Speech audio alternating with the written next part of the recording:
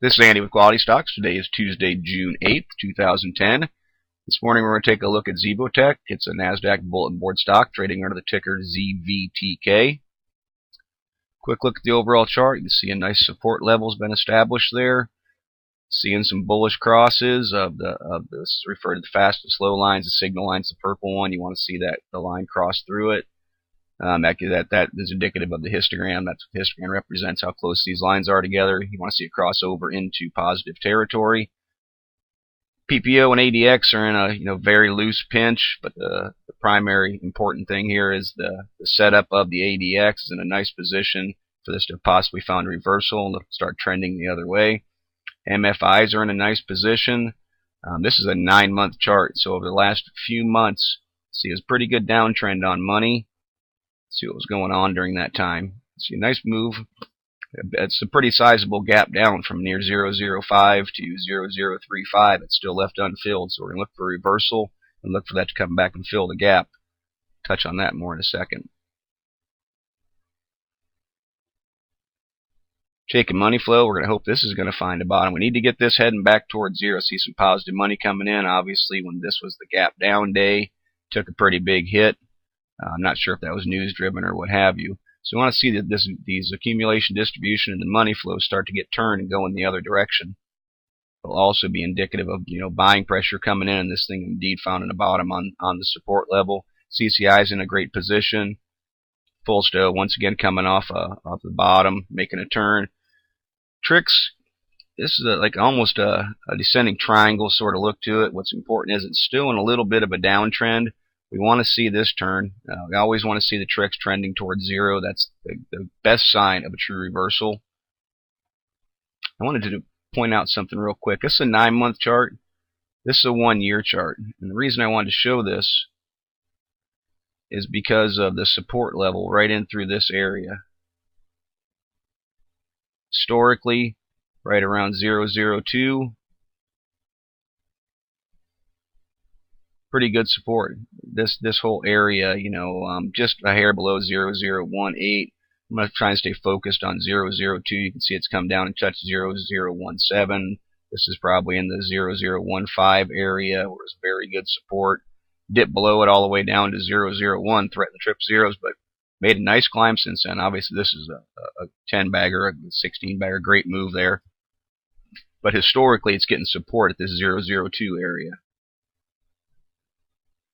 And that's what we'll see right here. That's why I wanted to scale it back, just to have you take a quicker look at it. Nice support, nice support. A little dip below it with a long wick, pulled back above it. Just a shade below. That's why I say never try and get too precise with support unless it's just one time after another pounding on the same number, pounding on the same PPS. But it's pretty good support right through there. We want to see this hold. If it does want to wick down, really, hold this 0.017. We don't really even want to go see it and have it test this 0.014.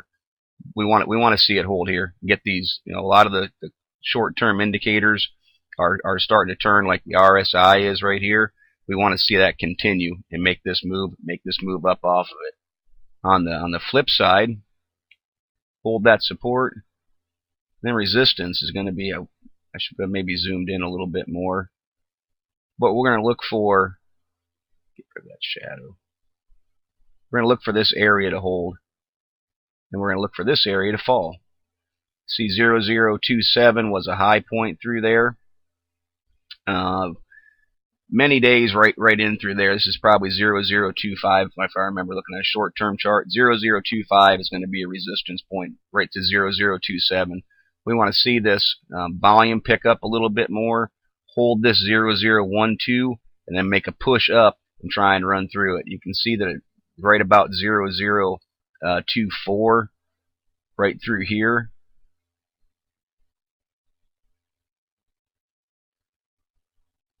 It's kind of a fat line for this. Right through that area, touched it the last few days, had trouble getting through it. So better part of last week, it was a support level previously before that it fell through. Needs to take that out initially. It needs to make a good run at 0.025, 0.027. We see those things fall, we'll see some more resistance at 0.03 but you're getting up at a 50% move there anyways. It's also going to be the middle Bollinger Band. We'd like to see it get up there and test there, if nothing else, and then want to come back down, then hold this new, make this a new support level, come down and make a new higher low. Technically, this is making a higher low right here with the 0017 being the bottom, but I don't put as much strength to it with the wick. It is a good point that, you know, as soon as it hit there, buyers started pouring in and pulled that right back up into what's called a dragonfly doji. So we want to see that continue to hold if it happens to dip down, but I'd really rather have it see it hold 0012, move up off of here, and get up near the 003 area, challenge this middle Bollinger Band.